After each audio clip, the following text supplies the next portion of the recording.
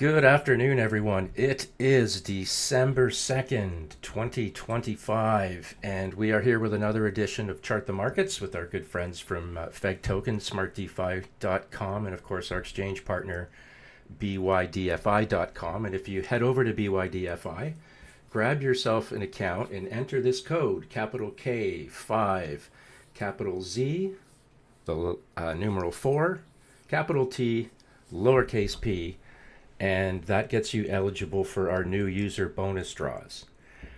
So head over, grab your account from our sign up, and since it's the holidays, or we're working into the holidays, I'm going to, out of our new users that sign up today, they're going to get 30 days of the script that we use every week here in every session.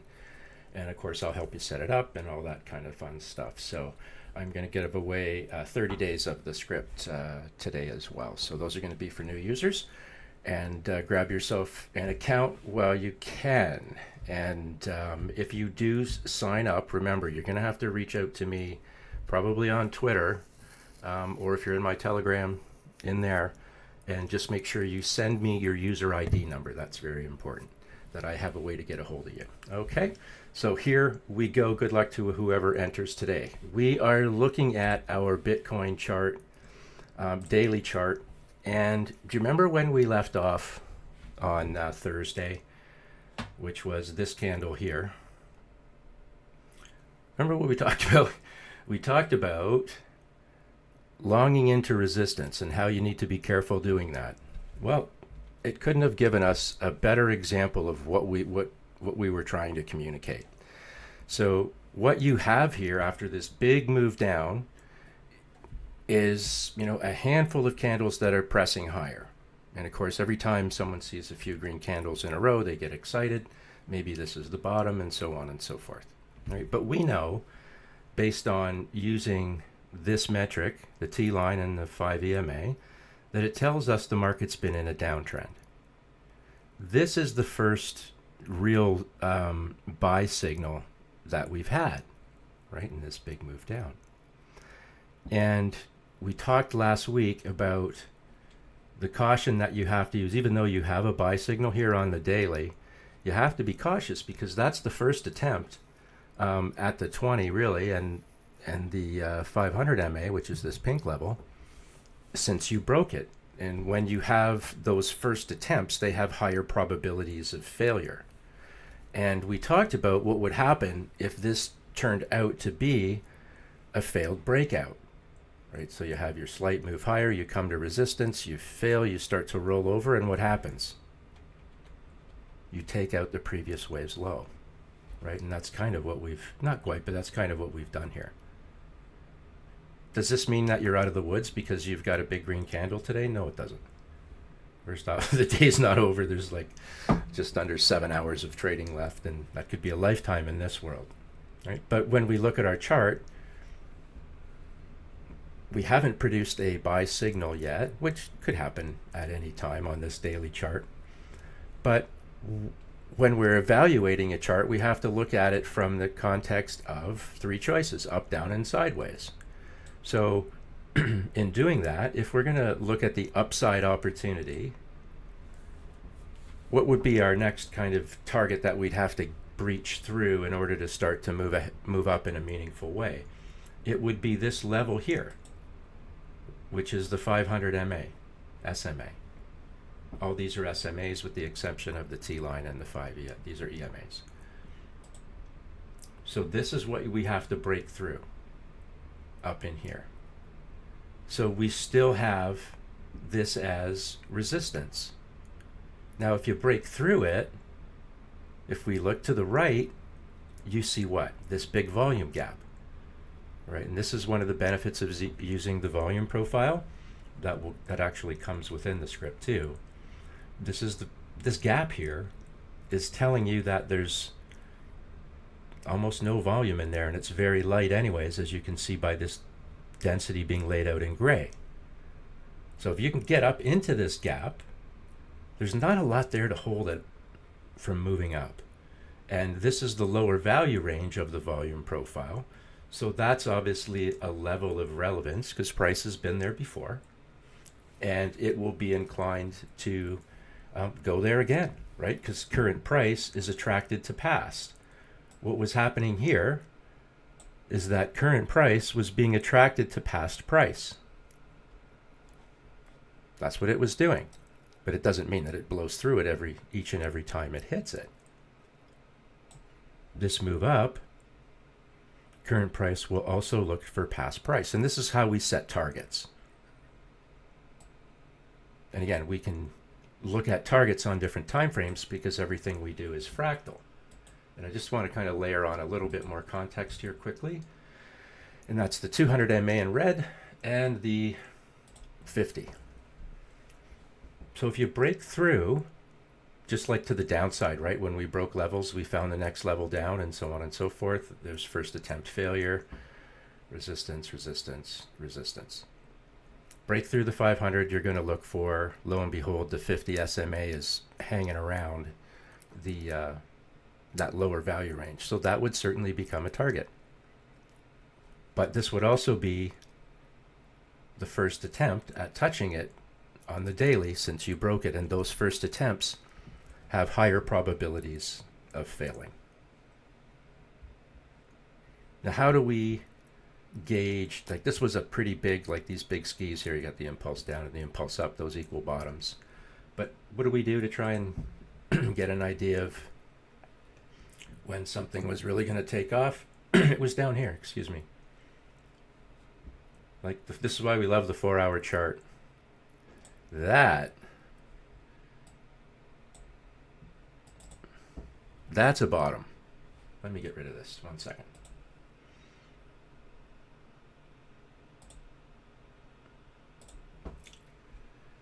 Let's unclutter that a little bit. Okay, so here you go. This is the 4-hour chart, and you can see the breakdown. You can see what happens at resistance, failure, failure. At the bottom of this run, we have this doji candle. Now we've showed them all the time at the top of legs higher. When those doji candles appear, quite often they indicate changes in direction, right? But we're not just working off of one thing. We're not just working off of the candle. I think what gets your attention on this 4-hour chart is the fact that your stochastic RSI, which is your upper layer here, your Fisher transform, and your MACD. And they're in this order because typically this one goes first, followed by the Fisher, followed by the MACD. And for me, it's just a way to add elements of confirmation and confluence to what I'm seeing. But when you see this doji candle at the bottom of a bearish leg, and you can see how your stochastic RSI is really oversold, so is your Fisher, and the moving average and signal line on the MACD is well below zero. So that's kind of an expression of something that might be oversold.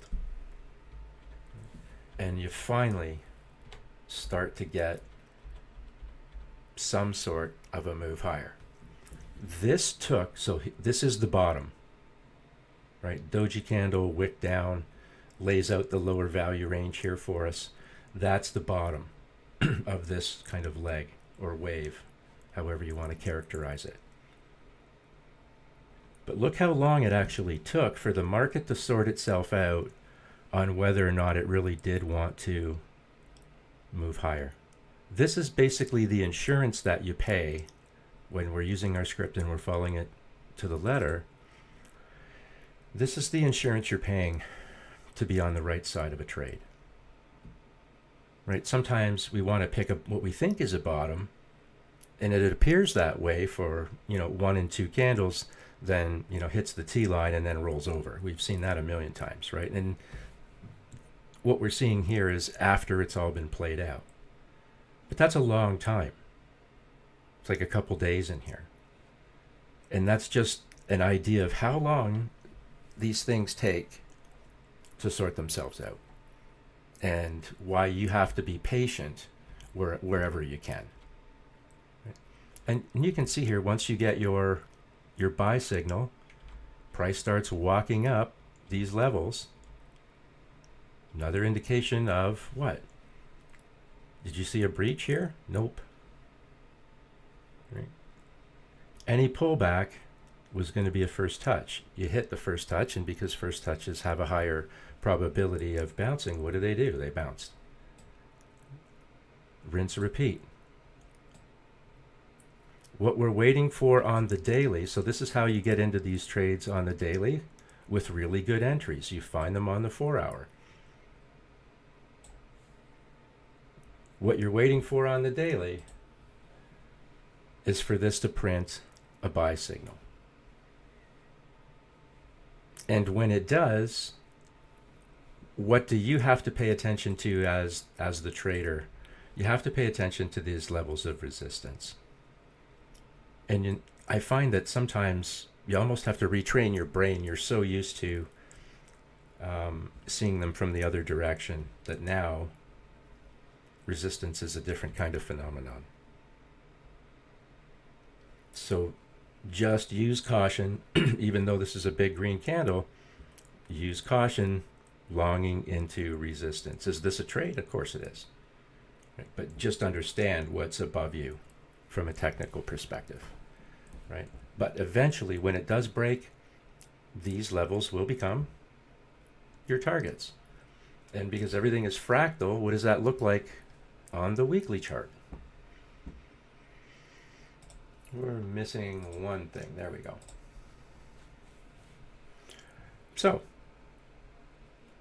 the weekly looks a lot cleaner, right? The daily looked a little chaotic there, but when you when you see the weekly, you have obviously a bit of a top at all-time highs.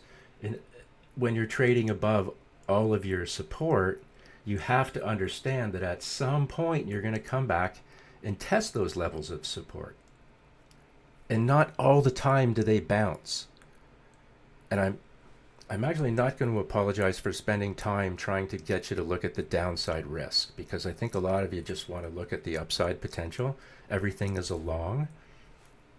And for years and years and years with supported markets in different ways, that's been pretty safe. But it won't last. It doesn't last forever, as we kind of are experiencing. So this is obviously a toppy level at all-time highs, and it's nothing is unusual about coming back and testing the 20, as you can see. But not all the time you're going to hold it, and sometimes you're going to fail it. And when you do, you find the next level. This is really that simple. Break one level, find the next. Could you hold the 50 on the weekly? No. Was the market telling us that through this divergence, it's whispering in your ear saying, stay short? Right? There are a lot of bears above me, pushing price down. Break one level, find the next. And we talked about this in our streams, right? What would happen if we rolled over up here? What would happen if we bounced and or failed at these levels? Right? Well, let's assume, so we broke this level, we found the next, as we said. So let's assume this is a bounce. What are we trying to do on this chart? This Bitcoin weekly chart still has to take the 5 EMA and the T-line, and probably won't be able to change trend on this weekly until price gets 100 plus, because the momentum to this downward move will take a tremendous amount of momentum to the upside to get there.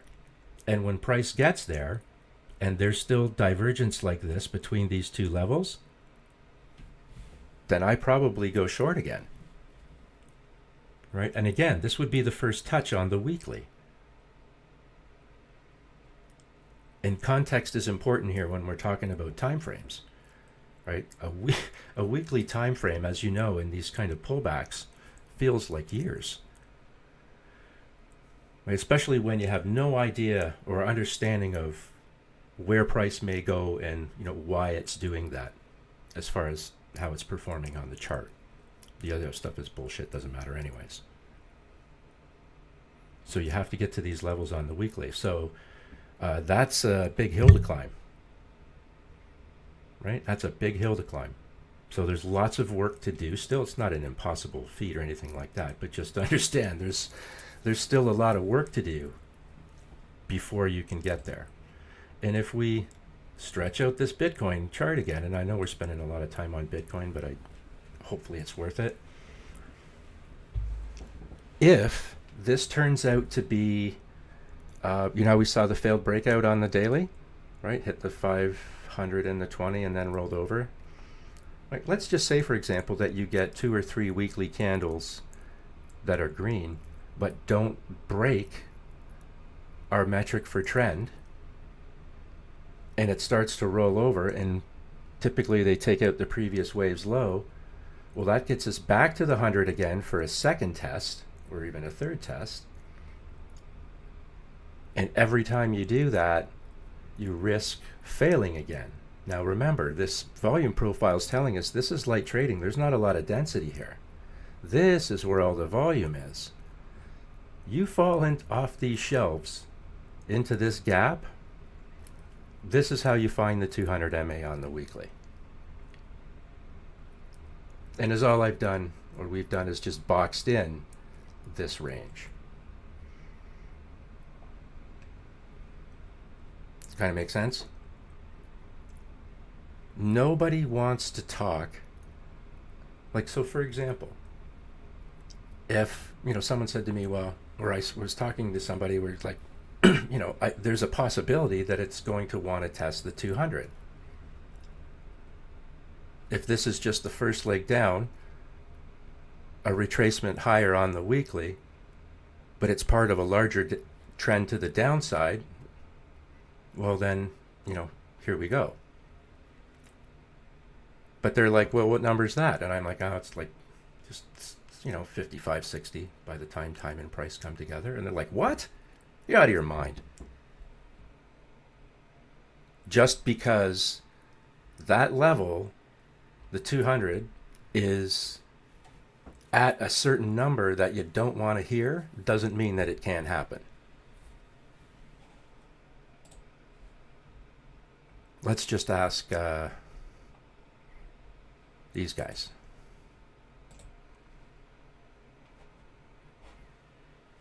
Did anybody want to hear on the weekly that, MicroStrategies was going to come back to 381? Did they want to hear it was going to come back to 340? Did they want to hear it was going to come back to 245? Did they want to hear it was going to come back to 166? No, but it did. Because the market doesn't care about what you think or what your problems are. It just doesn't. It's going to do what it's going to do because this is a representation in real time of what money is doing, not what people are saying. Trust the charts. Those people that are talking and talking and talking, clogging up airspace, might be doing something totally different with their money.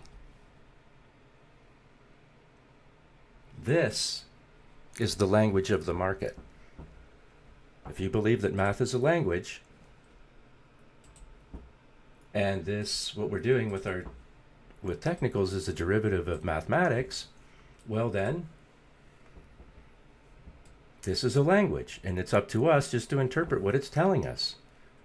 We don't have to sit and have coffee, cake, and a conversation. We just have to be able to understand what the hell price is doing on the chart so that we can monetize the chart effectively. That's the job.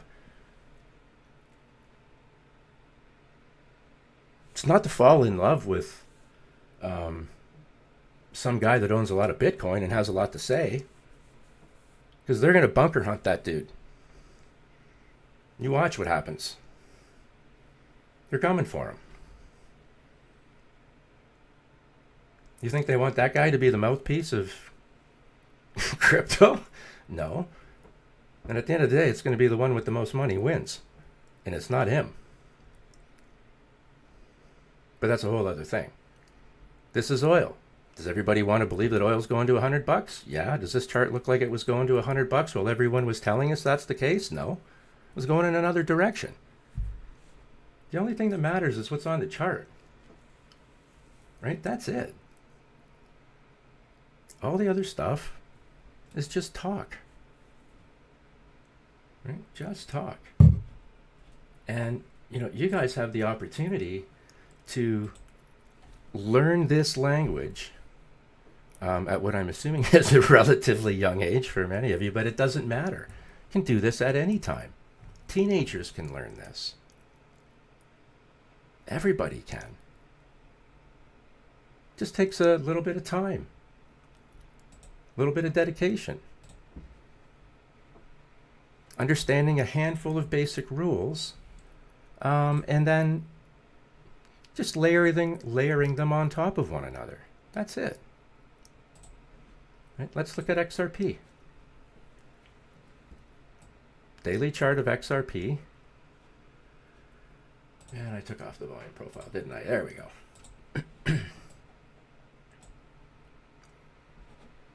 Where did price find support? Is it an accident that it's like literally based off that 500-day moving average? I don't believe so.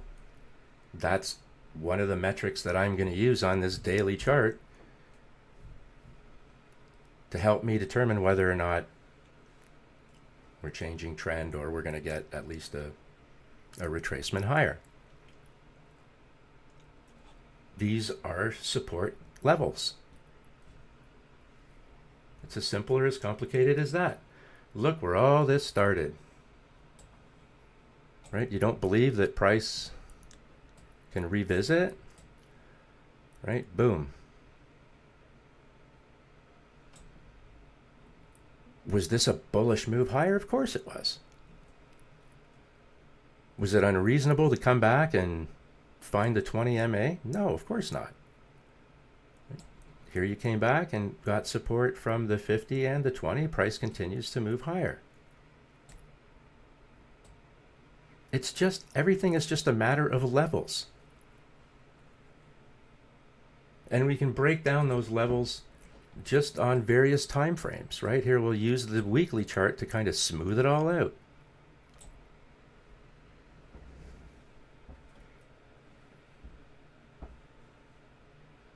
This 215 level that's in here, this solid blue line, why did we drop that in there? Well, we dropped it in there because it was just a very basic point of averaging all this past price.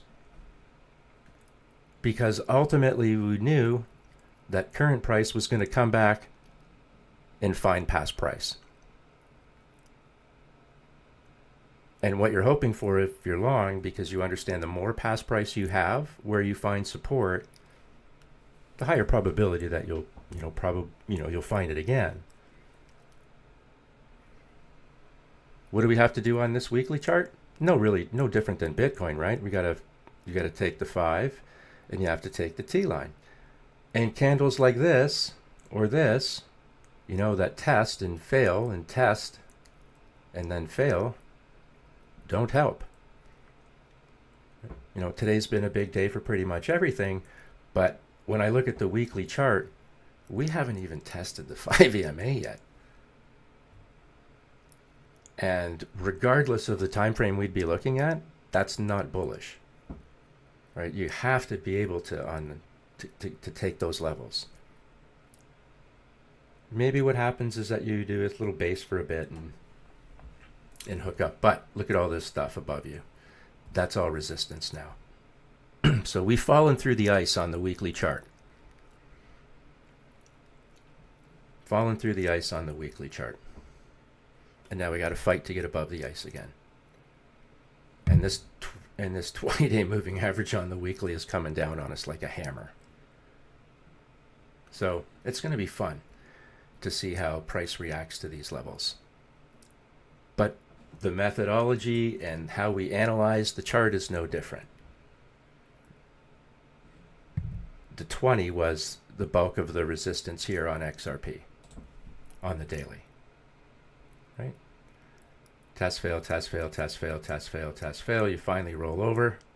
This is basically your failed breakout. So you do the arc again. You get the support, the double bottoms here off the 500, and boom, you bounce. Now it's just kind of rinse, repeat in the other direction. And when you're indifferent to price, if you can find a way to become indifferent to price, this is a lot of fun, right? When it's not fun is when you're not indifferent to price and you have ultimately some emotion involved because of this attachment maybe to the asset in where you believe its ultimate direction might be, right? That's the noise in your head, right? You just follow the chart. The chart's going to tell us what it wants to do, and it's going to tell us over various time frames. And when we use those various time frames effectively, we end up with usually a rationale that can make sense, right? What are we looking for? If we want to go long, we're looking for some confluence, some early signs of a breakout that typically come off of the 4 hour, right? So, can you tell I personally like 4 hour charts? So, if I'm trying to find a nice swing trade or something that might have some legs off the daily, I'm probably trying to cheat an entry, and I use that term loosely, off the 4 hour. Right? Now, you don't get the signal till today, actually. Today's the 2nd. But if you look to the left, you see these two equal bottoms after an impulse down, and then you start to see our 5 EMA show the money coming in. So now we see that money coming in on a 4 hour time frame. If we flick to the daily, we would have really picked a bottom-y area here, right? So what do we hope on the daily? You hope that this thing just chugs higher. You don't want to see it break the 5 EMA and fade, though. That's not bullish, right? You want these candles to break these levels with meaning. The test fail thing is just prolonged pain. But that's where we're going to pick up these little entries, these little cheater entries is on that 4 hour chart. This is B&B. A real nice clean example again for you guys to see what happens when price doesn't get the support from the expected levels, right? So when you're looking at a chart and you see price get that nice bounce or continued bounces from the 20 and the 50, that's good, right? That's a nice, I like the swings and the smooth price moves. But understand that each and every time you approach it, one of them will be a larger failure, right? And the ones that you need to be concerned about are the ones that print signals, right? And if you're using the script, obviously that's what it's going to do for you. It's going to print those signals. It's going to pick up those changes in the market that we need to pay attention to. Sometimes the market's just choppy and that's the way it is. And, we end up getting tossed for a little bit, but we try and filter out most of those. So we're waiting for a buy signal on B&B as well. Also treated resistance the same way we showed on Solana and the same way we showed on Bitcoin. Right? There was Thursday's candle from our last stream, printed that buy signal with the caution, you have to see how price reacts when it gets to resistance. Well, it didn't like it. Rolled over, took out the previous wave's low. Today's candle, equal bottom and pops higher. We're looking to see how we react to the 20 again. You might see price bounce around the 20, the 200, the 20, and the 200. What you don't like to see on any time frame are shorter term moving averages crossing down through the longer term ones. Like you see the 50 crossing through the 100. There's no name for that or anything. It's just, every time I see that, it just kind of reinforces the bearishness. And to the upside, if we break the 20 here and finally get that move and print a signal and get the momentum we need, what are we looking for? We're going to look for what can come into this gap within the volume profile to the right. because if you get through the shelf and into that gap, price can move to the upside or downside quite quickly. That's why we like these volume profiles, because they can help us monetize the chart with some velocity by taking advantage and planning around these gaps. Lower value range is also in there, so we understand that that's going to be a draw for price. And you can see the structural level on this chart quite clearly that it picks up, with the 50 and the 100 MA slightly above that. And of course, if you break the 50 and 100 here, that's this shelf within the volume profile, and that creates an opportunity and puts this gap in play as well. That's how I'd be looking at this chart. If you fail this, when I say this, I mean the 20, like, it's going to be really interesting to watch the close today on a lot of these things, guys, and like to see how BNB, just as an example, reacts to the 20. Like, if this thing just wicks it and then pulls back a little bit, it just means you got to wait a little while longer to make sure it does what you want it to do. Because, you know, if it comes back and tests the 200 and fails, well, you've already failed it several times. So you don't want to tempt fate again. And when you go to the weekly chart, didn't quite hit the 50, but pretty darn close. And again, on the weekly chart, you have this big impulse down, and there's a ton of velocity to this, right?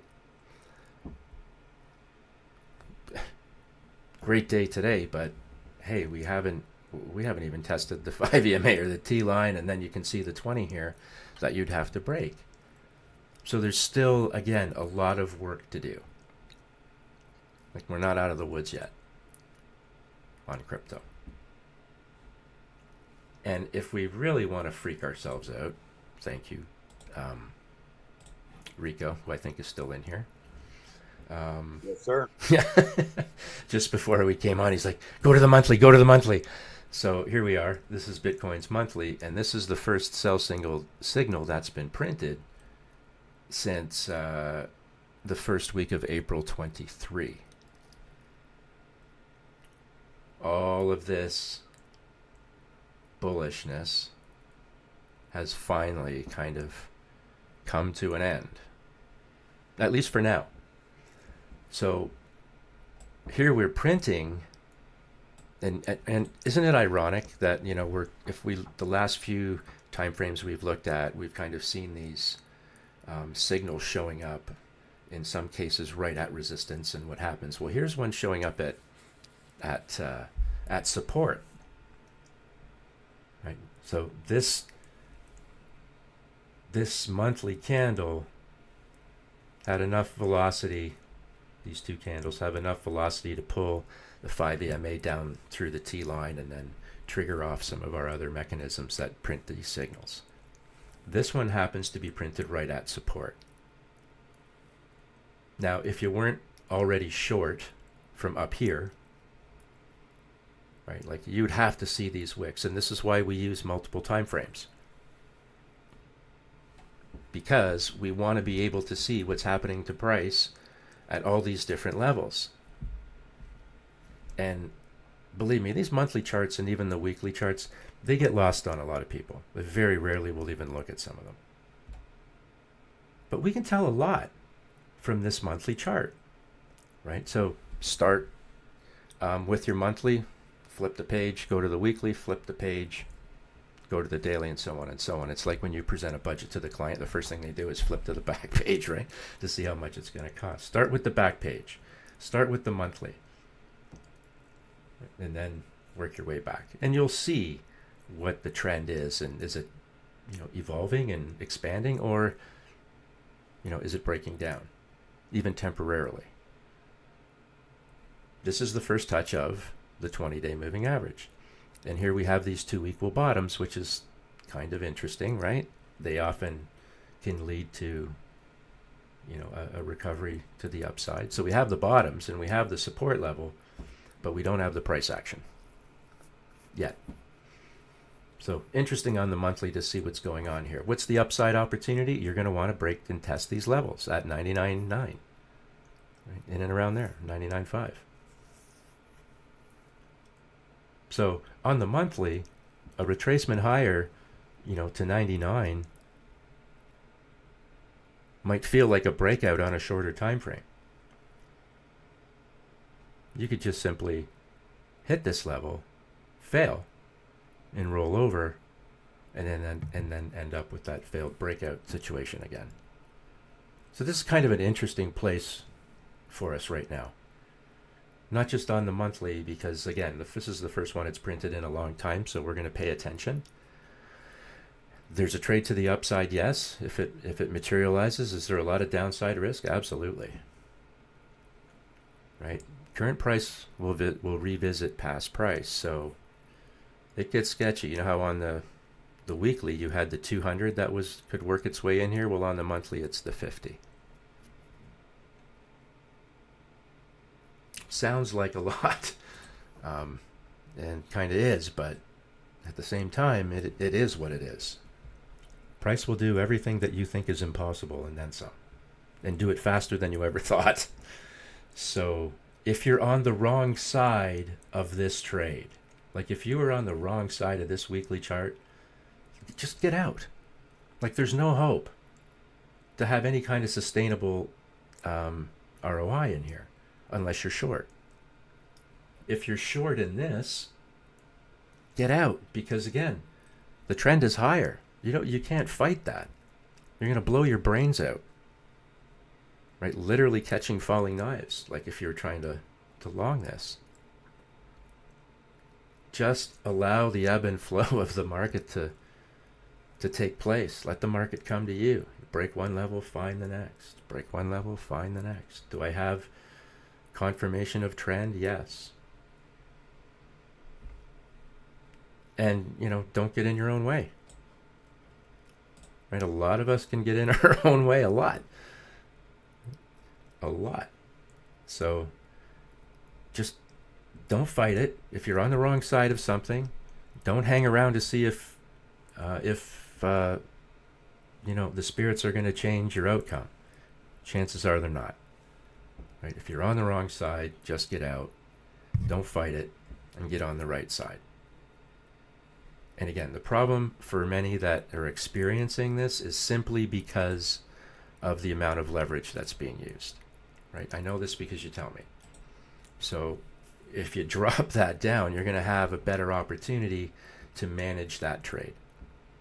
This is ETH's daily chart.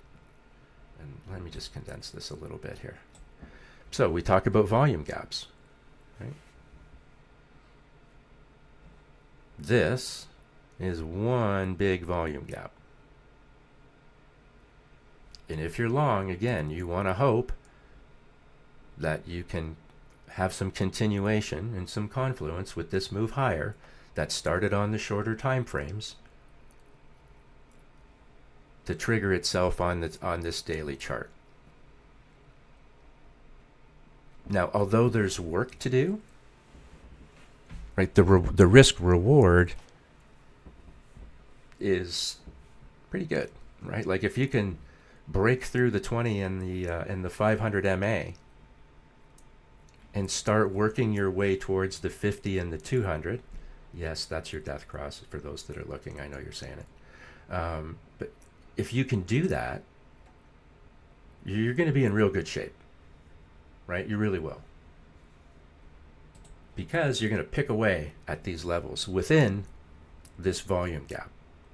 The only thing you have to be careful of is that if, for example, when you reach up into this level and find resistance here, like you had before, don't forget that you're in this gap, because any reversals can happen quick.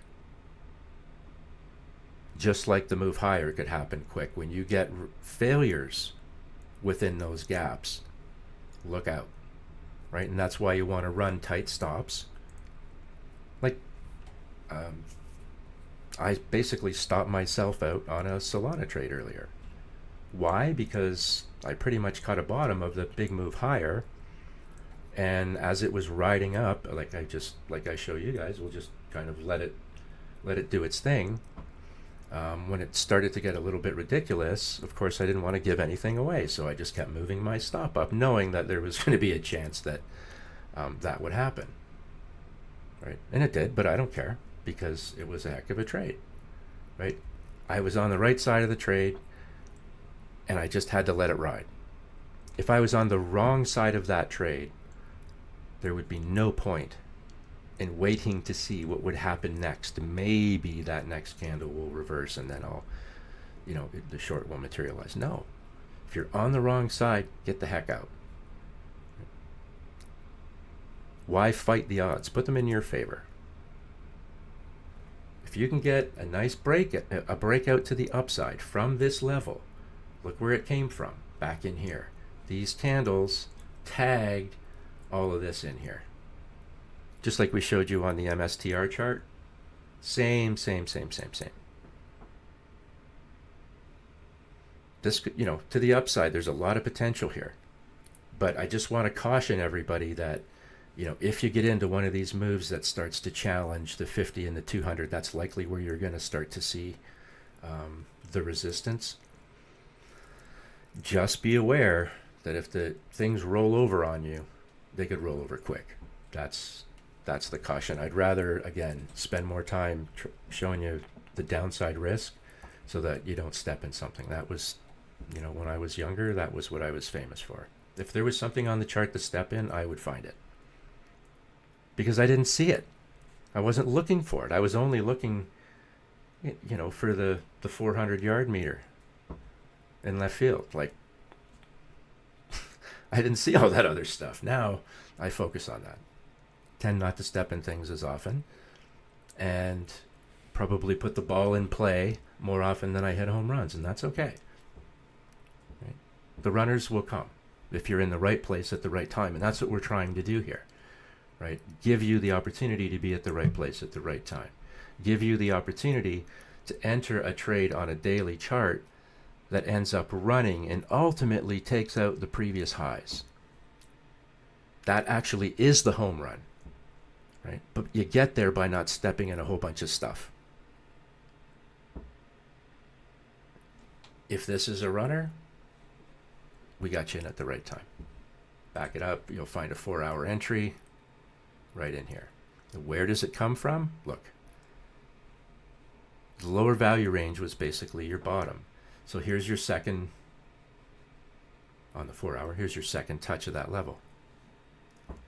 And most of you would be going, yeah, okay, second touch of a level where it's getting support. Yeah, I'm interested in buying that. And when you look what happens real quick, Your 5 EMA, boom, turns white. It's telling you there's money coming in. Even in these little candles here, these little dojis that nobody paid attention to for 8 hours, money was coming in. The fingerprints of money are showing up on our chart because we're tracking them. Right? The language, we're being told that money's coming in. We don't have to talk back, we just have to listen. And do what we're told. Which nobody likes to do. Nobody likes to do what they're told.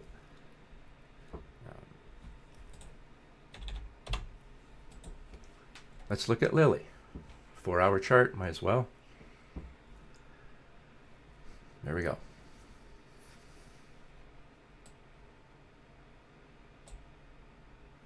This is the top of this bull run. Printing a couple doji candles. That's a little sus, right?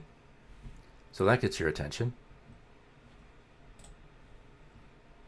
Did we not go parabolic, essentially, and then fan out all of our levels? Yep. Is it abnormal to come back and test a level on any time frame? No. Right, so we come right back to the 20. And here's the candle that prints your signal. Basically, you're breaking the 20 and printing a signal all at the same time. Why? At one point today, this candle was just this big green candle. Doesn't look so intimidating now, does it? Why? Because all it did in that effort was wick the 5 EMA and then it ran away. Like it saw itself in the mirror with its hair sticking up. Has no interest in being there. At least not yet.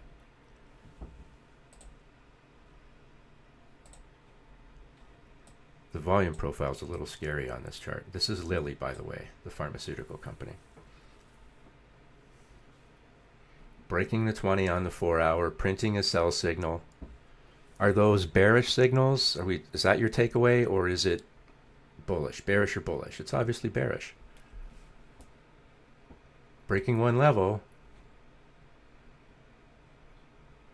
you put this in play. Break one level, find the next. The only thing that can prevent that from happening is just an inflow of money. Right? More money in changes the direction of price and then changes the trend. Or sometimes it's just chop, chop, chop. But the chart will tell you what's going on. So on the 4 hour, you're starting to show a sell signal, or you've already have. We don't have it yet on the daily. So if you were looking at shorting this stock, I'm looking at the 4 hour as my cheater entry. What do you see up here? Those two dojis that you saw on the 4 hour? That's how they printed on the daily, up here. Or sorry, no, that would have been down here, my apologies. But here's the doji at the top of a bull run. That's what I'm trying to point out. Giving you a little heads up that, hey, maybe we're running a little hot. I don't know. Did we have any other signs that maybe we were getting a little cooked? Yeah, look at the stochastic RSI in the Fisher. This is overbought, right? All up here. Now, the stochastic RSI, or stochastic in general, is not designed or created for you to trade every little tiny cross.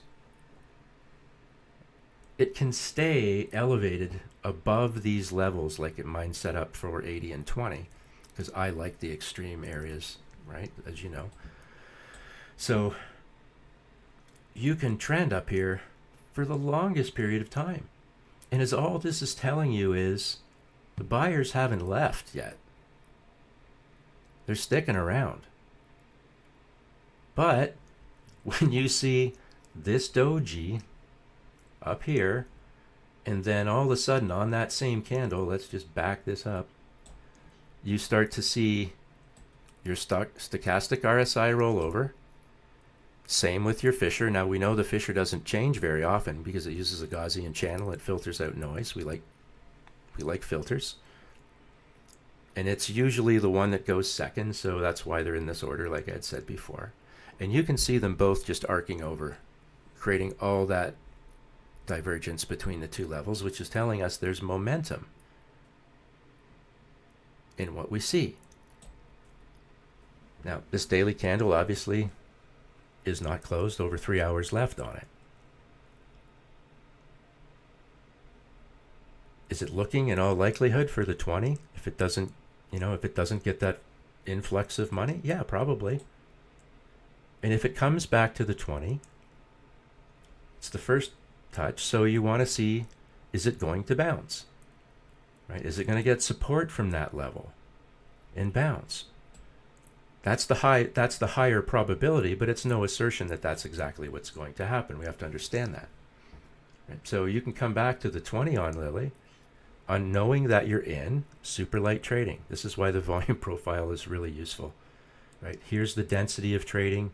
Here's a very big gap right above the point of control. This up here, there's not a lot up here to hold price up if there's some strength to the downside. Still diverged, right? So still a bullish chart, still well above the 20. So that's supportive. A retracement to the 20 is not an irrational thing. You just have to see if it can hold, or does it fall into this gap in this light trading, make its way down to the 50 and the upper value range. And again, if it doesn't hold that, look at all down here. Like there's a lot down here for it to be drawn to, and including the point of control. This gap is nasty. Little Batman ears. So yeah. We don't like to think of price coming back to levels that we blew past, because nobody wants to give anything away, right? But we show this on every time frame, on any asset, all the time. If you fail the 20, you're going to come back to the 50. Current price will look for past price. All these major moving averages down here are representations of past price and act as a draw for price. This could be a 5-minute chart, wouldn't matter. Price will probably come back and want to tag this 20. And when you look at these things over fractal periods, it can give you even more context. The point of control on the weekly chart, 770, we're trading at 1,055. So the question becomes, is this thing going to give away 300 bucks? What could you be using to try and figure out where price might want to go? How about some fibs? So let's take the swing low on the weekly to the swing high, just for fun, because we're here. Here we are. Here's 618, right at 811. 50% is 869.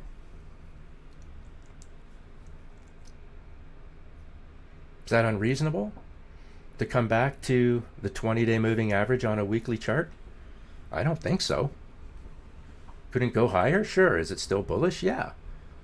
But my God, pay attention to the downside. Not just to protect yourself, but to give yourself an opportunity to actually monetize that to the downside, right? Because again, that's the job. It's not to fall in love. It's just to monetize the chart. Okay. Do we have any questions, guys? Anyone? You want us to look at any tickers? We may as well while we're here, because God knows I've probably forgotten half of the ones that you tell me to look at. Because that's what happens when you get old. I'm going to look at gold here for a moment. Because gold for a lot of people is this love-hate thing, unfortunately. And here's your daily chart of gold. During this period here, you know, if you're anywhere near social media, you were hearing how the end is nigh, right? Just sell all your gold. It's done. Gold's finished. Go buy some Bitcoin. Because that's the new gold. It's the digital gold, didn't you know? It's funny how that works. What happened on the chart? Notice after this pullback that you made higher highs on the daily. Has price broken the upside trend? It doesn't appear to. So this is still a bullish chart. Are we kind of getting to that area where we have equal points in price? Yeah, you know, we understand what that looks like. We understand what can happen there, right? But yet, you know, we're still in this, it's still bullish. Whether we believe it's the baby boomer asset or whatever the narrative is, I don't know. Who cares? Why do people get hung up in that stuff? I don't understand. It's just wasted energy. The only energy that you have to focus on is, hey man, is price getting support from where I would hope it's getting support from on various different time frames? Is the trend still intact to the upside so that I can mitigate my risk and manage my portfolio accordingly. Yeah, there you go. It's all there for you. Fractal analysis will help you clear the noise out of your head and off the chart. That's one of its benefits. These multiple time frames, again, are like looking into those nesting dolls, opening up one, looking in another, then another, and then another as they get smaller and smaller and smaller. Everything we need to know is on the chart in front of us. We just have to break it down into pieces that are manageable. This is Monero's chart, and I'm kind of showing it for a reason. This is the weekly. And, you know, here we've got, this thing is very volatile for different reasons, and, you know, that doesn't matter what they are, but it still respects the levels that we would expect it to respect. You know, even in all this volatility to the downside, it irrationally wicked the 50 and then bounced. Right, literally wicked the 50 at 234 and then topped out at 478. But the trend is still intact. Now, are these kind of interesting looking train tracks here? Sure they are. You know, if you're long, you're hoping that you hold the 5 EMA and the T line. You can see the wick push down to the T line and move higher. That's bullish, right? But you fade, and then that changes the story. And if you fade, you look to the 20. And all of this is kind of frightening to me. All of this really thin, light trading with the point of control way down here at $145 on the weekly chart. And the 200 on the weekly is at 191. It's not irrational for price to find these levels. It's not. And I'm just saying this because I know at some point in time they get revisited to the downside, and we don't want you to be surprised. And not only do we not want you to be surprised, we want you to understand in advance where price might be going. And if you go back, you know, go to my YouTube page at Blunhouse TA on YouTube. All our videos are there. And yeah, they're as long as our sessions are, and you're probably going to want to fast forward through some of this stuff. But what you're going to hear are the areas that we've laid out far in advance that price would return to. You know, how long have we been talking about Zcash? And that when it does roll over, it's going to want to come back and test the 20. It's done it before, but they're not always going to hold. Here we are. Break one level, find the next. Why did we drop this level here? Well, we just kind of picked up the bottom of those two train tracks because we knew that price would come back to visit places that it's been before. And here we are. You came back to the 50. All of this divergence was still intact. So if you were looking at yesterday's candle, this candle here, on the far right side of your screen, thinking that you've missed some of the move,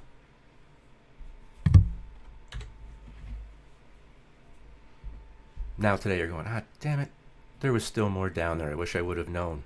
You did know. If you were using this, you did know. Right? You know the whole time. Okay. Not an uptrend anymore. Fail one level, find the next. What do you think price is looking for? Right down here. Now, this doji as of now would indicate that perhaps, you know, maybe you're bottoming. Right? You're pretty oversold, so we'll see what happens. What do you do to kind of gauge where price might go to give you a little peek into what's next? Drop to the 4-hour. Drop that time frame down, open up that nesting doll to see what's going on inside. And this is actually really interesting. This again is why we use multiple time frames. So just to back this up, there's your daily chart showing us this doji, big ice hole failure of the 50, failed the ice, T-line 5 EMA still fully diverged to the downside, falling into this big gap. What do we talk about these gaps? Price can fall into them quickly. Well, here you go. Lower value range, creating this shelf in and around the 100 MA. And then we've just kind of picked up this past price to the left and dropped in another level in here, which is actually on top of the shelf prior to this gap below it. So you look at this chart, we just said, hey, this could be on a daily, that might be a bottoming signal, right? Well, let's back it up. Back it up to the 4 hour. What did we learn? This divergence down is still in play. It is still intact. Here's your another failure of support. This is the flush candle, right? We talk about this all the time. You're short, you're short, you're short, you're short. It's a runner. And then all of a sudden, there's your doji at the bottom of the run, right? Prints this big green candle. Either stops out, scares out a lot of traders, and then the next candle is red with 2 equal tops. And this divergence to the downside, right, was always there, right? That candle didn't do anything. Here, let's see. Right, you can see that there's still divergence here, telling us that this trend down was still intact. We talk about how, can you trade without candles? Yeah, I've done it to prove a point. Because if you do this and you're not looking at the candles, for some reason you're less stressed, right? So this candle here was the flush candle, scared you, made you take your profits, flushed you out, million different things, whatever. Followed up by this, and the trend down is still in play. And if this is a failed breakout on Zcash, right?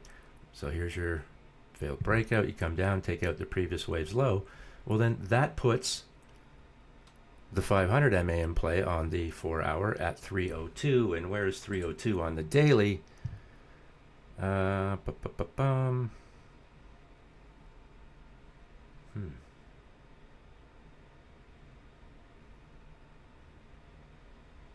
didn't hear. Basically, the tops of these candles here to the left. Which, just for fun, let's just do this here. Hang on a sec. Because it's going to pick up the bottom. Yep, it picks up the bottom of this candle here too. So this is an interesting level. Let's see where we go. And as all we're trying to do is just box in price a little bit, just give us some context around where past price has been before. So this daily, although it looks like, I would look at this and go, hey, maybe this is a reversal candle. We'll see. But when I go to the 4 hour, I don't like it at all.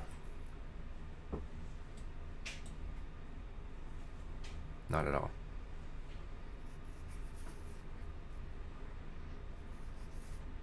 So interesting. I don't think we're out of the woods yet. There's the 12-hour candle. Blunt, Blunt, the Zcash one, if you don't mind me jumping in real quick. Yeah, absolutely. Yeah, the Zcash one was one that I really liked. I wish it was on BYDFi. I was trying to short it myself on there, but I was like, I think what's interesting about like some of the streams and maybe some of the people listening on X, you guys can give this a like and a follow and repost this because if you guys are in Web3 as much as I am in Web3 and then you guys are listening to the stream on X, how many times were people saying that Zcash is going to go down and they're only saying that because they're jealous that they missed it? No, I mean, this is perfect proof right here because I saw several big names on X even making posts that, and even a couple YouTube videos that they're saying that the people saying that Zcash is going to go down, they're only saying that because it's going to miss it. I want you guys to really be able to understand, like, not everybody out here is trying to fudge your bag and stuff, right? And this is a perfect example of, when the market was super greedy on Zcash and everybody and their mom was talking about it, look at where it's at right now. And it broke one level, found the next, broke one level, found the next. And, how many times, even the last couple of days, I've been telling everybody, I was like, how many, for this last week, everybody's been saying the bottom's in, the bottom's in, the bottom's in, it just keeps going lower and lower. We're trying to help you find where these bottoms could potentially be. We don't know for sure, Yeah. but these are the directions that they're going and where these levels can be found. And so, you see that 100 moving average coming up next. Wouldn't be a far stretch to say that we might find that next level, like a little bit of that quote unquote pain. If you're long in it, I guess it's pain. But if you're short in it, man, you got a big old grin on your face. So it just depends what side you're on. When you're trading up here and you see that this thin red line is the point of control, price, I don't want to say always, but I think it's pretty darn close. Price always comes back to the POC, right? That's like ground zero. It's like the equator. And when it was trading, at 700 and change, nobody wants to talk about it coming back to the POC at 500 and change, but that's what it did, right? And what happens when you fail a level like that? Yeah, it's meaningful, right? Because that means you're prepared to test the lower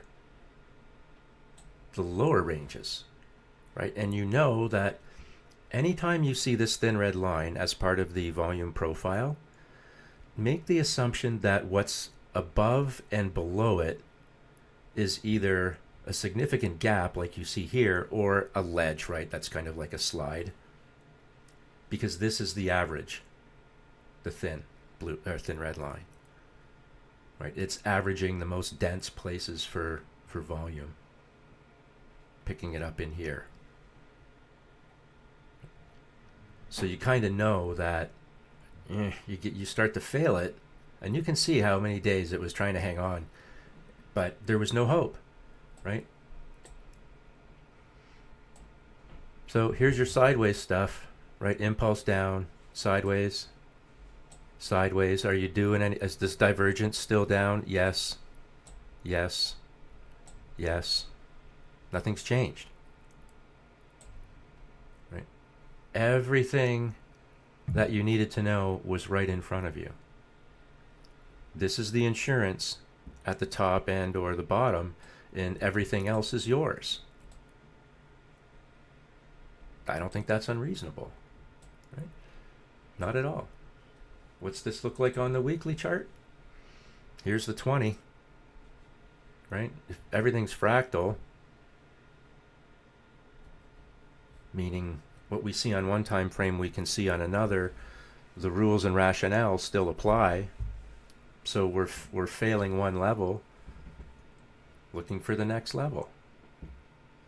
This weekly candle would, in order to, would need a significant amount of money to start to challenge the T line and the 5 EMA to break trend. Is it doable? Absolutely. You could end up with a situation where you've got this big leg up, the move down, and then the move higher. And it kind of creates that double topping pattern. What's going to happen when that, if that was the case, and price did kind of bounce and work its way up here again, what are you thinking as the trader or the investor? Are you saying it's time to buy more here, or perhaps because I didn't sell at this top that it took me so many weeks to get back here, maybe I should take some money off now? Quite often that's the psychology that kicks in, and that's why you often see the move up, the leg down, the two equal points in price, and then the pullback. That pullback from that second top, and I'm not calling this a double top, right? Because quite often what happens is that you do that, you come back, and you have just a little bit of a retrace, and then you bounce and move higher. And then you're taking out previous waves' highs. But because of the big impulse move to the upside, the downside can suck. Because the chart doesn't really care how quickly you went up or where you went up to. It's going, look at, can you guys see this? This is 618. Right here. Like, come on. Right? So if this was your swing low on the weekly and that's your swing high,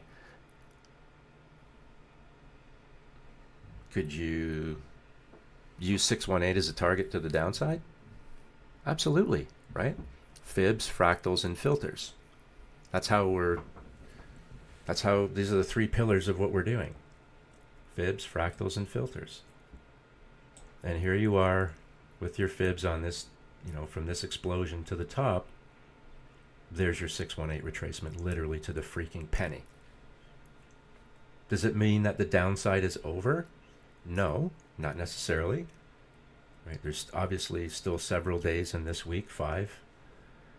So a lot can happen. We could either start looking for these levels down here, maybe, where price has been before. We'll see. This wick, the top of this wick. There's lots of options, but at this point, we're not really here to predict. We're just here to follow. Right? We're just here to follow.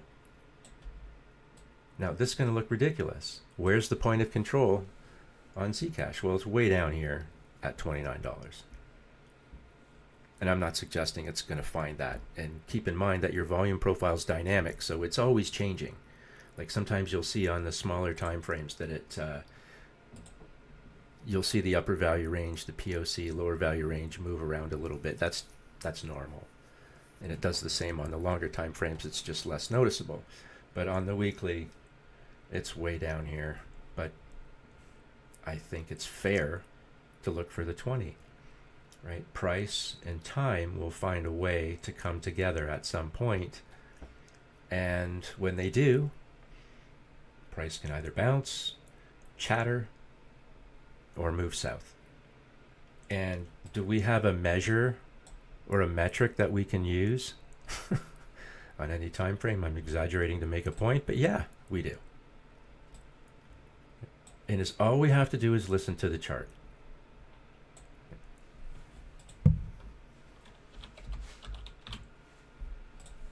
Here's D-Wave. Now, I like the weekly charts right now because there's filtering out a lot of the noise and the chatter and the volatility up and down that we see on the daily. Here you are getting support from the 20-day moving average for a very long time. Right? Very long time. This is the first time that you failed it. So all of a sudden, and this is where you have to change your mindset if this is something that you trade. You're conditioned to seeing it get support. When it starts to break support, you're like, it just could be a mild break. Which could be, right? You just don't know until you see the next candle. We just get clues. And we're getting some real, this gap that you see between these levels, the T-line and the 5 EMA, suggest momentum to the downside, picking up what you see in these red candles. The fact that once you've broken the 20 and have tested it and failed, all right, and are now sitting here still trading below the 20 and the T-line and the 5 EMA. What has not happened is this thing has made no effort to challenge the 5 EMA and the T-line. And we talk about the language of the market. What do we take away from that? What does the market tell us when we see this kind of impulse move down, failure of support, sideways price action, while you have the T-line and the 5 EMA spread open and diving down? That is the sign of bearishness. Look to the right. What are you in? You're in this gap. This is the thing that you wanted to stay out of last week and the week before, because you knew that if you fell into this gap that you could sink quite quickly. And when you fall into a gap and you get some support when you sit on a shelf, like Elf on a Shelf, this shelf lines up with this past price. Obviously, that's what's creating it. And lo and behold, you've got the 50-day moving average in there as well. So on D-Wave, you failed the 20, showed a heartbeat last week, but that's all it was, because it didn't tag the 20, it just failed everything. So here you are. I think that 500 is in or the 50 is in play.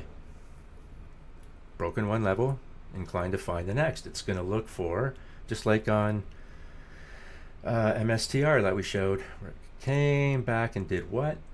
Fell into all that liquidity, past price, buyers and sellers shaking hands. The only thing that changes that scenario is an influx of money that changes the direction.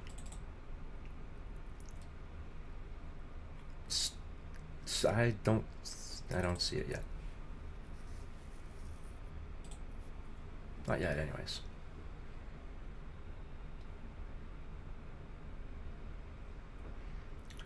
Let me look at, where is it?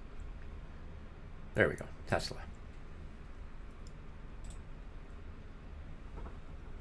You know, Tesla's weekly looks noisy. Never mind, it's daily. But you've got this 2 equal points in price on this weekly chart, and you're trading in some thinner volume with some gaps beneath you. So what do we know about this? We know that there's not a lot of volume there. All the density is where you see the blue. Combined with this gap, the probability of holding price up is greatly reduced, right, when it's pressured from the downside, when you're trading in that zone, meaning that price could drop quickly. Has it hit the 20 and actually the 50 through here? Sure it has. Would it be unreasonable to revisit these areas? No. So I think this week we're looking to see what happens here with Tesla. Does this thing hold? Like, you know, you had a buy signal last week, but does it hold this level? Or is it going to be drawn back down to the 20 into this gap? And if it hits it this time, because it's tagged it several times before, it might not get support. I don't like the way the 50's arcing down too. But price is going to be drawn to past price. So this isn't rocket science. If you fail, you're going to look for the 20. If you fail that, you're going to look for the 50. If you fail that, you're going to look for the 100, and so on and so on and so on. Hey, Blunt. Yeah. If you look on the 4 hour, that retrace is 61.8 as well. Oh, is it? Yeah. Yep. Interesting. From where the sell signal is down to the low, Down here. the retrace. Yep, the retrace. That pullback is to the 61.8. That was this one here. Yeah, you that, eh? So this is what he's talking about. So this was your extension to the upside. You took the swing high and attached it to the swing low, and 618 is right in here, and you can see this wick just went through it and pulled right back. Now, notice how I'm just going to take the fibs off for a sec, but you can see how price is dealing with the 50. It doesn't like it on the 4 hour. So you can see here you are. Nice. Listen, nothing goes straight up, nothing goes straight down. This is just a chart. We're indifferent to price and we're indifferent to the asset. We're just as happy when price goes up as when price goes down. That's where you got to get the head, right? Got to get your mindset there. This was a very erratic trend down, but even this chaotic price action didn't shake what we use as a metric to monitor trend on this time frame, and price failed where you would expect it to fail, right? Major moving averages, those benches of past price, and so on and so forth. So erratic move down, but the divergence between these levels held, telling you that no matter how stupid these candles look, you can manage your trade without too much anxiety. You get a an impulse down. Here's your big move up higher, and what do you hit? Bang, the 50 and the point of control as well. So, to your point, you've got, I think this is where we took it. So if we're looking at this chart, again, we're looking at confluence. We want to feel confident that we're making good decisions. So if you were long in here, just for interest's sake, you break through the 20, you know that you're looking for the 50. And you can also see the 100 MA in here, the purple, and the point of control.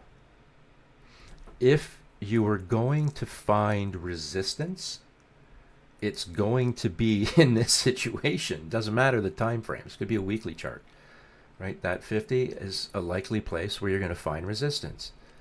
Also resistance. And when you add on the fibs, right? This is what we talk about, the confluence, fibs, fractals, filters. When you add on the fibs and you see that 618 is right up here as well, and you tag it and pull back and start trading right below the 50, what does that tell you?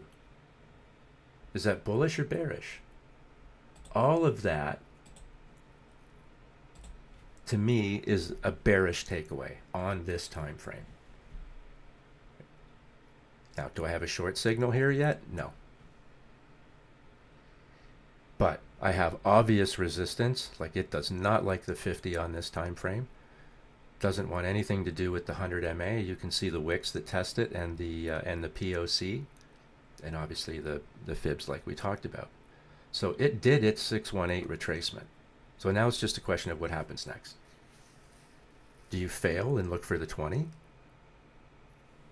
Or do you catch a bid and try and take another whack at the 50 to take another run at the POC and try and break out and start looking for structural levels and previous highs? Or do you test the back, do you come back, test, fail, and then come back to the 200? These are the things that you have to take into account when you're looking at your charts, right? Because we want to make sure that you don't get hit by something that you didn't see coming.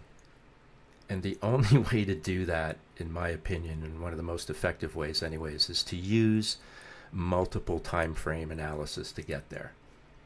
It might look like the freight train is coming on a shorter time frame, but when you look on the weekly, is all that happened was that price came back, tagged the T line and bounced higher, which would be a which would make you feel better. Okay, so that's why these time frames are really important, because they kind of show you the inside look onto what comes next. This is the daily chart for Remax. And I like looking at this chart because I honestly just want to take it out behind a barn and shoot it. But that's just me. It's okay. But, is this not the anatomy of a breakdown? I show you this because, again, if you were in a real estate chat somewhere on X about markets, I'm sure someone's gonna be in there telling us that they're bullish and have been bullish Remax, right? Ultimately, one day it's going to be a low risk trade to the upside if it survives, right? But this has not been an easy ride, and I'm not trying to be critical on Remax, but I'm trying to demonstrate to you guys that things can look really bad for a reason, right? Everybody wants to buy something when they think it's just dead and it's never going to see these prices and never going to see these lows again. Well, here's your monthly Remax chart. Not to blow it up too much to lose any context, but it's a bearish chart, right? This thing can't break to the upside, the 5 EMA on the monthly. Oh, we've had a couple days, a couple weeks of green candles, but like on a weekly, but who cares? It's still kind of dead, right? It's still kind of dead. I don't know what to tell anybody, but these kind of things eventually can break out. Now, here's an example of one that may.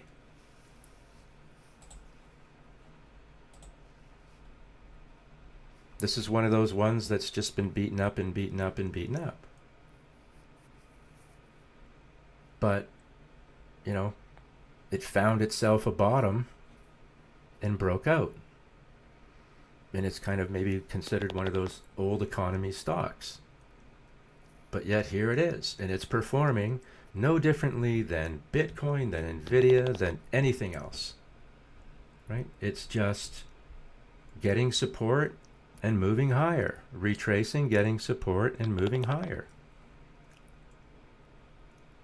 That's all that's going on here. So there's value in lots of stocks. There's value in lots of stocks. You just have to find it.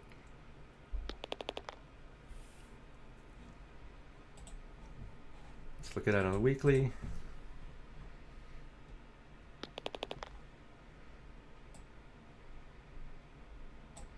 What's your upside targets? Look to the left and look up and to the right. This stuff in here and this level in here. There's lots of upside, all this. Right? That's the low risk trade eventually. They're out there. And they're in spots that you don't necessarily see all the time. Right? But you can scan for these charts too. You'll find, if you're looking for it, you'll find it. Just have to know where to look. Here's a nugget. Here's the gold miners 2x ETF. Right. Was there money to be made to the upside? Yeah, there was. So, there's trades out there. There's value out there. But understand one thing, how price behaves on the chart is consistent. One might be more erratic than another, more volatile than another, but the principles and the methodologies that we use to monitor price and track price don't change. If you're looking at this chart and you're concerned about breaking one level and finding the next, you're going to look at the 20 and the 50 on this daily chart as eventually a place where price is going to want to go. And if it doesn't hold those, you look to the next level down. Paying attention to the gap on the volume profile. Because there's your 200, well within that gap. It could be IBM, it could be ABC, it doesn't really matter. Everything will look the same. Everything is the same when it comes on how we analyze the chart. And sometimes we think that, because it's a stock, because it's crypto, because it's a commodity, that it's different. Well, it's not. Right? Price behaves the same way. We interpret what we see on the chart the same way. Right? The karma zone at the top is an inside joke with a friend of mine, but nevertheless, it's a great example. Right? It's a weekly chart of Omnicom Group, and was it trading above all its support? Yep. For whatever reason, did it break down in a big way? Yep. Did it break one level and find the next? Yep. Is it done to the downside? I don't think so. Doesn't matter what the asset is. If it wants to roll over, that's what it's going to look like. it wants to move higher, it's going to look like this, right? Until it doesn't. This is just the ebb and flow of the market. Again, doesn't matter why these things happen. Interesting conversation, but doesn't matter. Is all I know is that, you know, you start getting sell signals at tops, or you get one that breaks a major moving average at essentially a top. It's not something I need to think about. The market's telling you, yeah, I'm probably tired. And it wants to turn around and do whatever this was, right? The why isn't important. Is all that matters is that you can monetize this chart. That is it. And it might sound a little cold, but that's just how you keep the noise out of your head, right? You have to keep the noise out of your head, and it's just be honest with yourself on what you see and have a plan, and try not to deviate from your plan. You know, if your plan includes, you know, taking profit on at certain levels on the way down, then execute your plan, right? Block out all the other noise around you and just be working off what you see on the chart. If you're the type that wants to add to your short on the way down because you're comfortable that the trend is going in your direction, well, then you can do that too, right? But have a plan and execute your plan. And it's okay to change your plan, but you got to have one, right? You have to have one. Because market volatility and the lack of a plan is your recipe for disaster, right? That's going to chew you up each and every time. This is SPY Weekly, which is basically the ETF for the S&P. Right?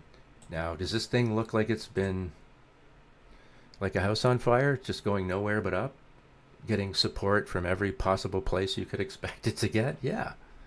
Is it still a bullish chart? This is the weekly SPY chart? Yes. Did this little sky is falling thing that happened a few weeks ago, what ultimately did it do? It just brought price back to the 20 MA, and even with 4 red candles, couldn't change the trend. And price bounced. Right? This is why we use this. Because it keeps us honest. It's telling us, as irrational as it may seem and feel and appear, you know, it's one thing to say not to worry, right? But, you know, did you get a sell signal on the weekly? No. You just got a bounce and price moves higher. It's all we're doing is listening to our charts and applying a handful of easy to follow rules that are all based on, you know, us repeating them time and time again, so that we can identify them quite often even before they happen. Right, so if there's any other questions, please let's have them now, and get those dealt with. If not, then we can wrap this up and kind of continue on Thursday. I think it's going to be a real interesting couple days. Where's Bitcoin? Yeah, but I missed earlier. Sure. I know I'm pretty sure you went over Bitcoin already. Yeah. And I'm interested on what it looks like with that, you know, that recent bump up to 91K. Yeah, so, you know, on Thursday, we talked about be cautious longing into resistance with the 500 MA and the 20 above you, because if you're going to get pushed back, it's probably going to be there, and, you know, that's kind of what happened. This current candle, the one you're dealing with now, has finally printed, and I don't think the buy signal was there when we started the stream, but it is now, because we showed how you look on the 4-hour and you could start to see, right, there's a little bit of a change. So you would have picked, and it came quickly, but you would have picked it up early, like essentially at the bottom here. What you have to be careful of, again, is the 500 MA, like you're susceptible to this being a level of resistance that might get rejected or certainly get a pause. Right? That's kind of what I think you're looking at next, is to see what happens there. If you break Right. through, then if you break through that level, then if you can look to your right, if you can see the volume gap in this light trading, if you break through that level, because there's light volume in there and then you've got that gap as well, price could push up quite quickly through that gap, right? It can fall into it quick too, but it also obviously moves up into it quickly. And it would bring you right to the 50 and the lower value range on the daily chart, right? And what's the lower value range picking up? It's picking up this in here, this in here, this here, and of course all that through there.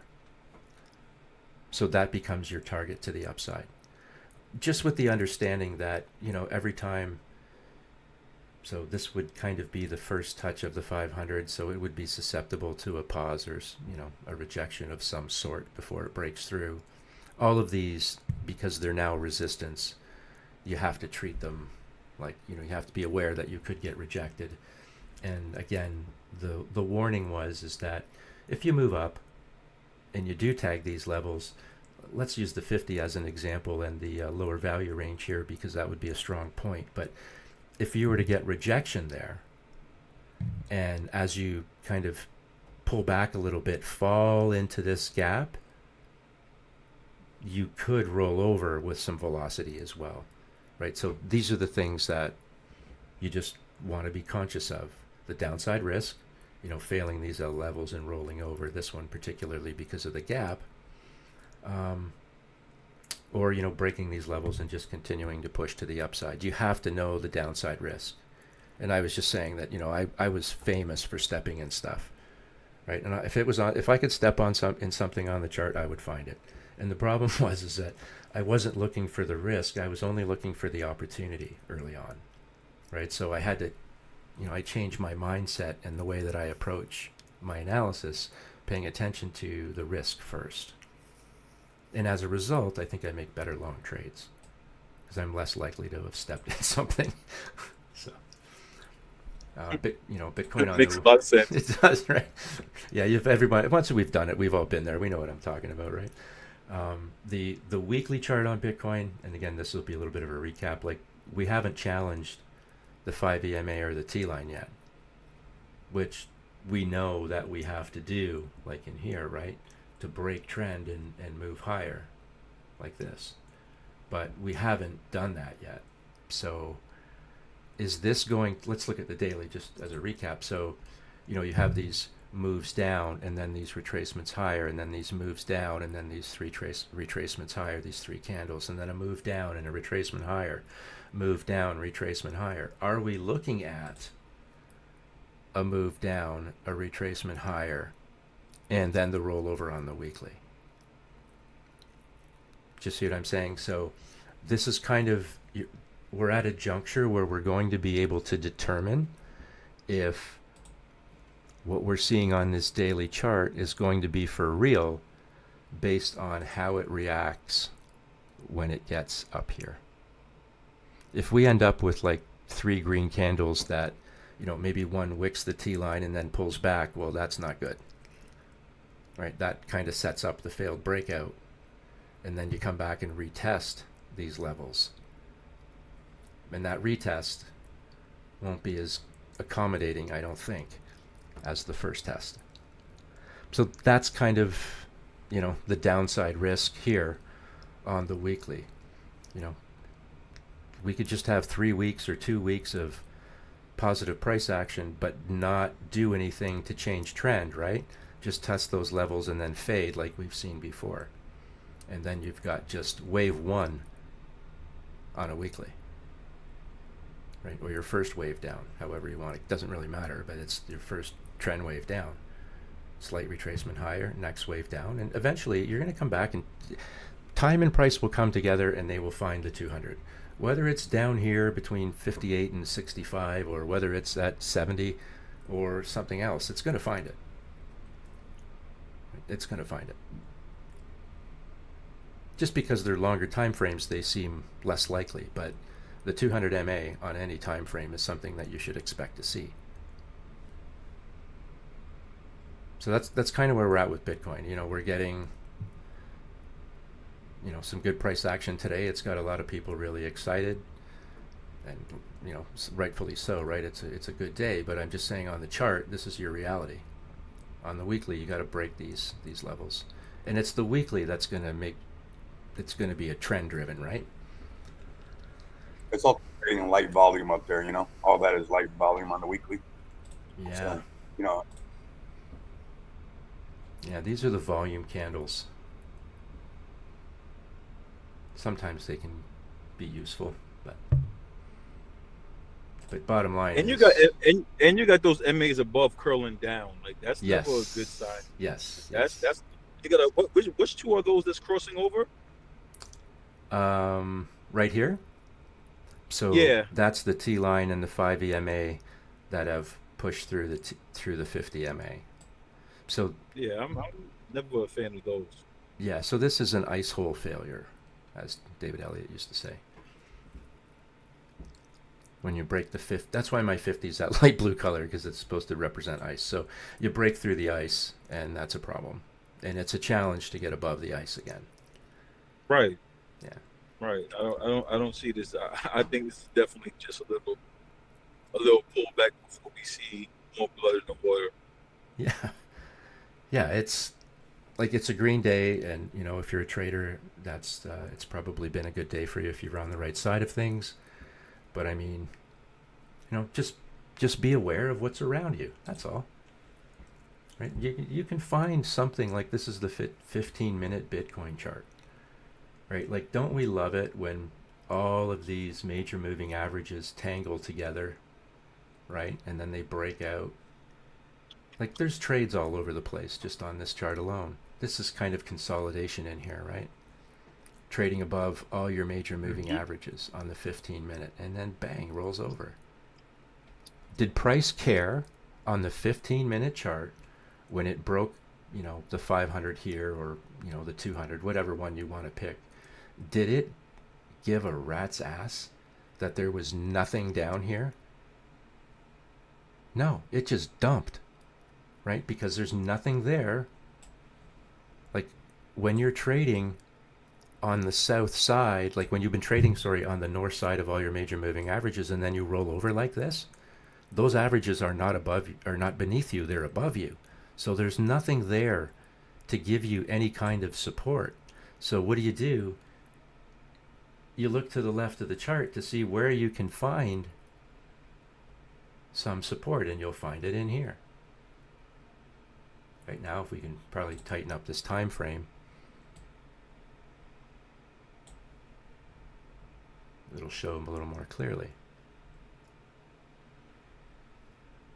All this density through here. I know it's hard to see on here, but I'm sorry for that. But yeah. So here's our 4-hour chart. Finally got, what's the 4-hour looking for? 4 hours going to look for this 200. Like we talked about this, if you can break into this gap, price can move. Look at this candle. Why was this candle able to do this? Because this big gap here. Like, if Rico's still in here, I know Rico's a believer now in the volume gaps. Like, I know Rico goes to sleep at night, says a little prayer to wake up in a volume gap. Right? I'm looking at one right now as we're talking. So yeah, definitely, yep. Right. So, price shoots up through that gap, finds a little bit of a shelf here, and you can see it's just kind of negotiating with all this past price to see if it has anything left to do what? Get into this gap and find probably your 200. Just break one level, find the next. That's what we're doing now to the upside. For the last couple of weeks, it's been to the downside.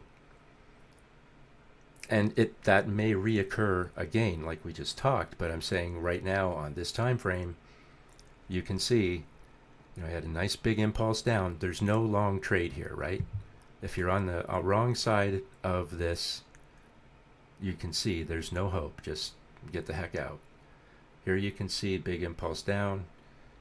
that point kind of suggests a rapid influx of money. 5 EMA turns white, telling you, and I've got it set for that color, you can set it for whatever you want, but just showing you that money's coming in, and you can kind of sneak an entry. There's your signal. So if we were working the script to the letter of the law, we'd be waiting for the signal, which means that this is your insurance. Right? You pay some insurance for the market to figure itself out, and everything else in between is yours. You can pay the insurance, or you'll pay in losses. You choose which one you want. Either way you're going to pay. It costs to be the boss. So one way you got to pay your, That's you're right. gonna have to pay your toll. So That's figure right. out which one you want to do. Yeah, that's right. It's so true. But yeah, so that's what we're looking for. That's the upside opportunity. We've kind of broken several levels here, right? You broke through the 20, the 50, and the 100 MAs on this time frame.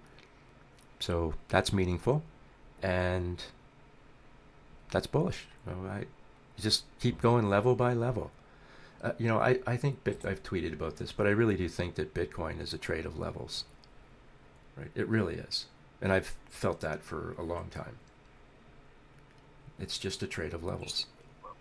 I think a lot of stuff with this stuff, Blunt, too, is just like one thing that I got from you is so true. Is like when you become indifferent to price, that's a huge thing right there, right? Because you stop turning off the way that you look at stuff depending on which way it's going, and that takes actually a little bit of time to develop. I've been jamming with you for a little bit now, and that took a little bit of time to just be like, to remove that negative thought as far as like when price is going a different way. It's like, dude, it's telling you something. How are you going to get mad that it's communicating with you to let you know how to save your ass, right? Yeah. And you got to kind of remove these things, and then you don't, because you're not being biased or either side, is how you find all these extra opportunities. My window of opportunities were a lot smaller, and I was still finding them. I'm not saying that you can't find them if you're not indifferent to price. You could be a bull all you want for the rest of your life. Yeah. Go ahead. But when I'm saying the amount of opportunities that open up and the possibilities and probabilities goes gigantic once you really start to get like a grip of like being indifferent to price. Like, hey, if it's going down, we monetize it going down, and we monetize it going up. Like it is what it is, right? It's going to do this regularly. No, that's so true. And look, everything's going to have its day. This is natural gas futures, and I show this because it's quite a wild chart in a sense, but the volume profile frames in price for us quite nicely, right? It's kind of taken away the extreme up and down, and it's boxing in all the meaningful volume in trading. And once you kind of get an understanding of where the bottom and tops of that range is, that's your master box, right? Like that's kind of your main area that you're going to trade within. And then when you overlay your MAs within that, well, you can kind of see like, hey, here's the point of control, big bullish engulfing candle, and price goes crazy, right? And what's it probably looking for? Well, I'm going to look up there. So it's just rinse, repeat, rinse, repeat. It's the same stuff, right? The same set of rules time and time again. And they will prove effective time and time again. They really will. So, but I do have to jump. I got a call I got to make. But let's get together on Thursday and see if this is a failed breakout or a real one. Okay, so don't forget to get into BYDFi. Grab your account because I want to give away the script for a month. So get on there and connect with me. Send me your user